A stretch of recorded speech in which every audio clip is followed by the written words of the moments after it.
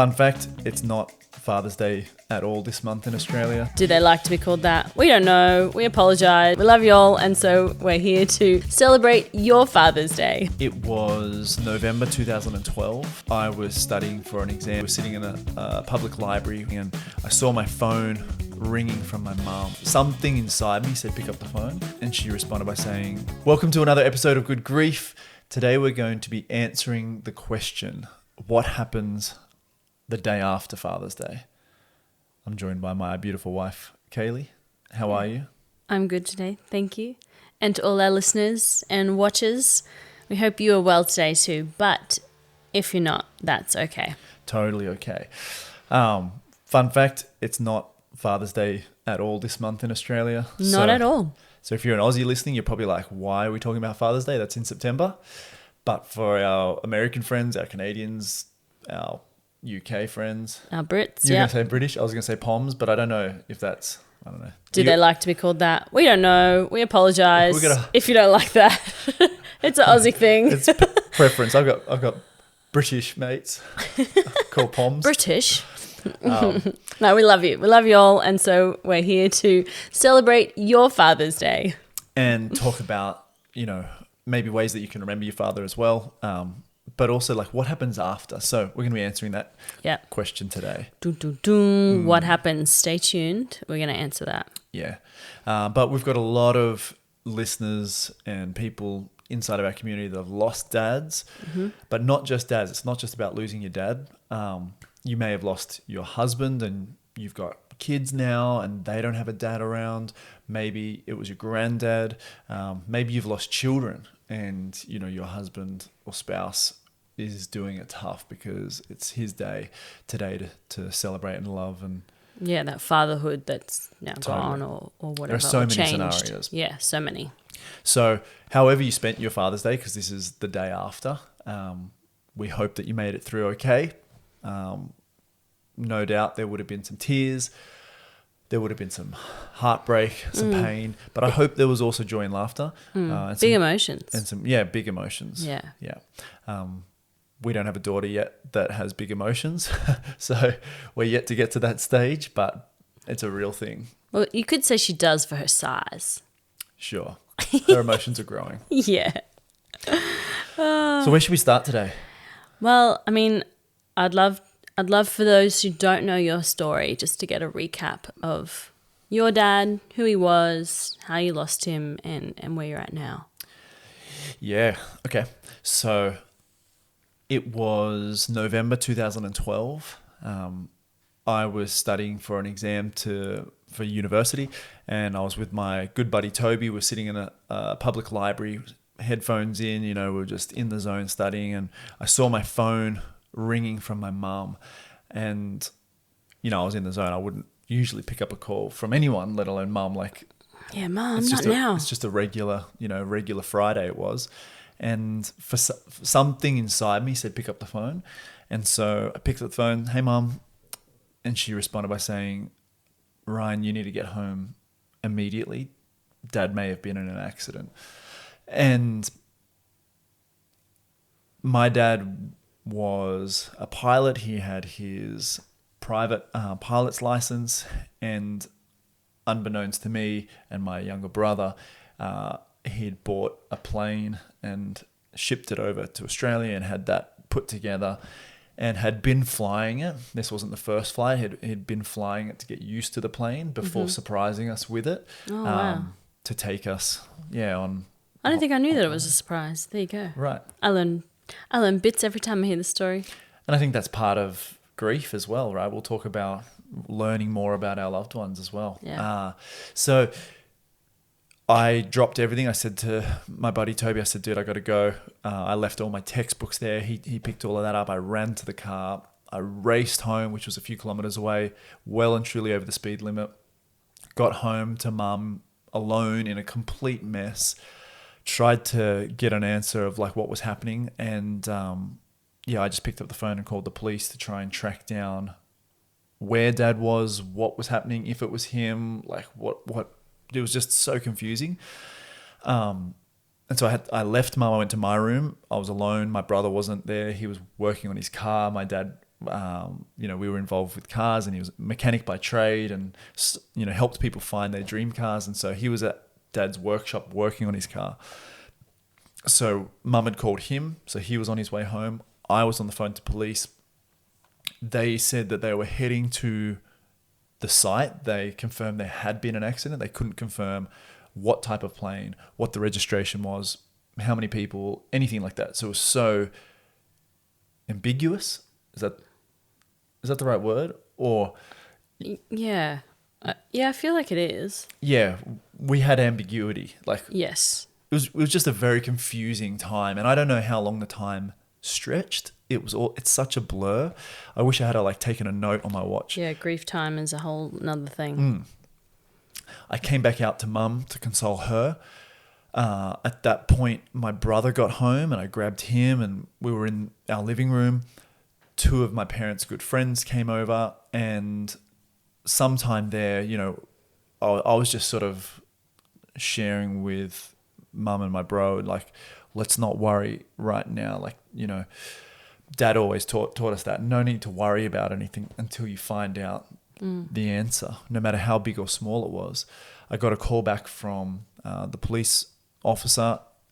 I went to my room, and he confirmed that they had reached the site just south of Queensland here in Australia, and they'd found 2 deceased at the scene, and that was my dad and his co-pilot. So my dad's name's Chris, and his co-pilot both died. So they could see the registration? Yeah, they could identify the registration. Yeah. There wasn't much else to identify. And so I had the heartbreaking news. I don't even know if heartbreaking, in grief, words don't even, in our language, words don't even come close to describing what we have to deal with. And so heartbreaking isn't the right word. I don't know how I did. I don't know. I had to come and share the news, but before I could speak, they could tell. They knew that it was over. The emotion, the energy was all there. Yeah. Yeah. And my brother made just a beeline for the door, and I just grabbed him and I tackled him to the ground, and I just held on to him. And, he was... He was 18? He was... Nah, I was 23, so he must have been 20. Okay. But he was ready to take off, jump in his car, and who knows what could have happened, when you're just under such high, intense emotion and pressure. And I'll never forget that day, we just hung out at home. Our friends were there. We're so grateful they were there. The clouds came over. It started raining, which was just so fitting. It just felt like the perfect setting for such a gloomy, day. And then, some things that happened were not long after we got the news, we had news reporters and camera teams turning up at our house. And we've got a long driveway. Maybe it's a 70-meter driveway. And steep. And so you don't get too many people door knocking at our parents' place. They're yeah, no. But we saw reporters coming up, cameras, microphones, lights. And again, it wasn't my job. We didn't delegate jobs. I just was out there, and I told them which way. Your cricket bat? I told them which way to go. I may have taken a cricket bat out with me, but it was just ruthless. And we had people, with long telescopic lenses taking photos of our house to put in papers. Not that our family was a prominent family or anything like that.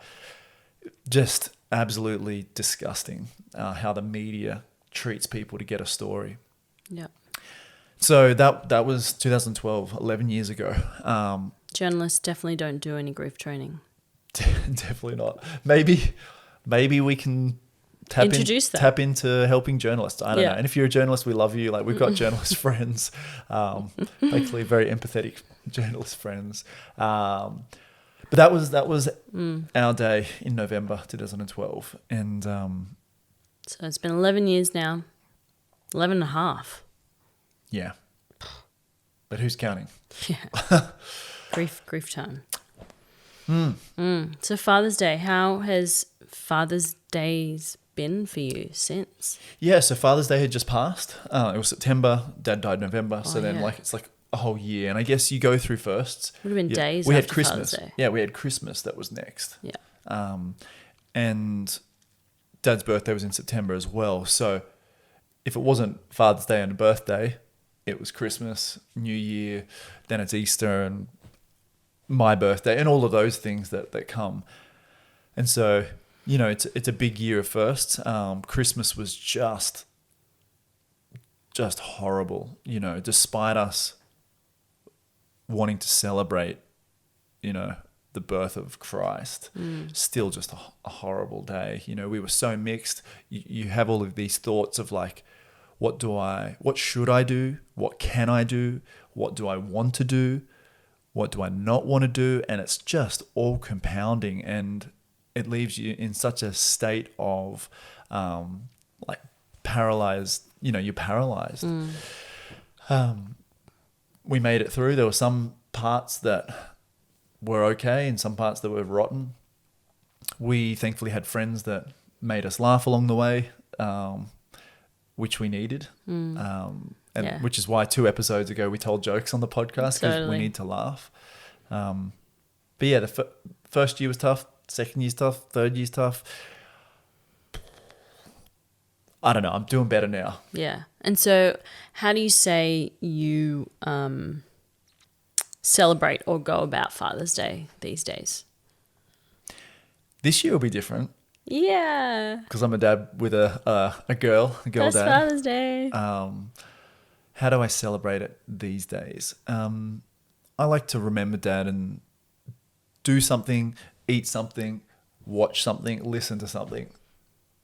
Tap into his elements, Yeah, I feel. Totally. Yeah. But it's not restricted to Father's Day. And so 100%. like we were jamming out, singing Elvis in the car with Nazare just last night. And that always makes us feel close to him. That makes me feel close to Dad. Yeah. But I think that's some of the things that I've learned along the way, is that I've grown in my relationship with my dad since he died, which just is the most bizarre thing to say, because how can you grow in a relationship with someone who's not actively here? Who's not actively participating in the relationship.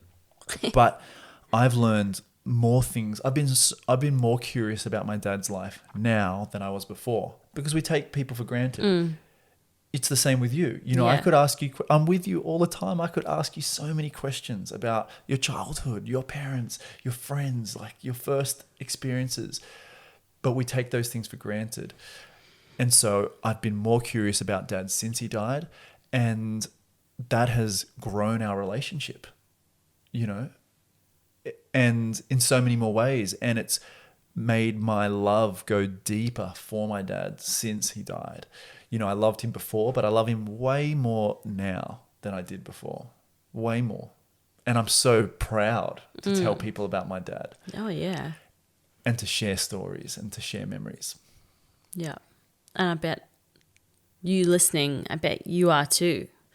Yeah, just stoked when someone asks you about your dad or your loved one, and it just feels so good to talk about them and to tell stories and to get back in that moment. And it doesn't, it's not a particular day where that is more prevalent than another. That's just what society has made. One special day to celebrate them, but that's right. We all know as grievers that we want to celebrate them every day, every chance we get. It's like Valentine's Day. You and I have never been big on it. Yeah. Because it's ridiculous. Why confine your love to one day? Same with Father's Day, same with Mother's Day. Why confine? I'd prefer surprise gifts or notes or whatever. I know you would. Then, it's a particular day and Totally. I expect this. Yeah. You know? I think the world has created a system that puts so much pressure on getting it right on one day that leaves us in ruin when things didn't go the right way or the way that we would have liked to go. Totally. So why confine our love to our Father to one day when we love him every day the same, if not more, as each day goes on? And that, I don't know, that just made me think of how God loves us. He doesn't love us more one day because we were good that day and we did something bad the other day, he doesn't love us any less. He loves us the same every single day. It's true. Well, it says he was the same yesterday, today, and forever. Yeah. Just so special. Yeah. That kind of unconditional love. So if you didn't know that, there you go. God's love for you is unchanging, unconditional. It's beautiful. So, yeah, for people who maybe this is their first Father's Day. And it might be hard, comprehending some of these thoughts on your first Father's Day. Totally. And that's normal. That's totally okay. The fact that you're here, you're already on the journey. You've already started the process of healing. Even if you're crying through this podcast, even if you're crying through thinking about how good or bad yesterday went for Father's Day, or the pain that's inside, you're already on the journey. So well done being here, making it this far. If you have a hand free, put one out, palm up, put it to your back, give yourself a pat on the back. You do have to count the small wins. Absolutely. The small wins, yeah. Yeah. And it does get easier. And Father's Day may not be a thing to you anymore, because you're actually trying to celebrate them more and more each day. And every moment you remember or something triggers a memory or something you guys did or a tradition or something. So you might not actually celebrate Father's Day so much anymore, but you'll try and do it as often as you can to honour them. One thing I remember early on was when Father's Day did come around, maybe in the first couple of few years, was, you see the marketing increase on social media, in the stores, like Father's Day cards and advertisements and so forth. There's that level of pressure. And then, if you're part of a church, you go to church and you celebrate Father's Day there. And if you're anything like me, I was the only one in my family at that point that, we all were Christian, but I was the only one that went to church. And so I was standing there alone, surrounded by my best mates and their dads. And there's part of me, in one hand, that's this sense of my dad's not here. And the other part is wanting to lean on and draw as much fatherly love and wisdom from some of these other dads around me that I could, which I've always appreciated. And so my spiritual fathers, or mentors, have meant so much. And I look for those small instances, those small pieces that I can say, I love the way that Dave, his character is warm and loving like my dad. Or I love the way that Jeff takes risks like my dad took risks. And I can think about these other dads. I love the way that Dennis reads his Bible just the way my dad read his Bible. I think about these other spiritual dads that I've got in my world, and I can lean on that. And that's a beautiful thing. And so I'd recommend that for anybody that is searching for that fatherly love, is to look for it in the people around you. Yeah, I think you'd be surprised who's in your world and who you can lean on. Maybe you do have to seek it out, but yeah, definitely encourage that. That'll definitely help. And it did ease, it was tough at that point, but now Father's Day isn't tough for me. Although, yes, I'll think more about my dad or in different ways, but it's much more of a celebration now because my relationship with grief is closer, my relationship with my dad is closer, and therefore the day holds a more optimistic or positive light to it. Yeah. So what does happen the day after Father's Day? It's a good question. 3 words. Life goes on. The day after Father's Day, life goes on. There you go. Your friends move on. Your family members move on. Your neighbors move on. Your work colleagues move on. Life just continues. The great cycle just moves on. And that's why I think that we shouldn't confine a day to loving a person. Yeah. And so the next day, we don't love our dad any less. We love them more. And so the next day, the day after Father's Day, we actually continue to push into that love. We continue to learn more about our grief or our relationship with grief or our relationship with our dad. And I think that's a beautiful thing if we allow it to be. Totally beautiful. And so that's what I think happens the day after Father's Day. Yep. There you have it, folks. We've answered that question for you. You can sleep tightly tonight. Thanks for asking powerful questions. I appreciate you. Oh, I appreciate you too. Appreciate you being the father of our child. That's going to be a whole different journey and a conversation for another day. But we hope and pray that wherever you are right now listening to this, that you would find peace, just even if it's just for a moment. And maybe you found that today. And if you have, and you found this valuable, we just ask that you would leave a rating on the podcast. Every 5-star rating helps more people going through grief, just like you, just like us, find this and find these resources. So we would appreciate if you could take 10 seconds to leave a rating on Apple or Spotify or YouTube, wherever you are. And until next time, big love from Kaylee and myself. Yeah, big love from us. And we're always praying for you. Ciao. Bye for now.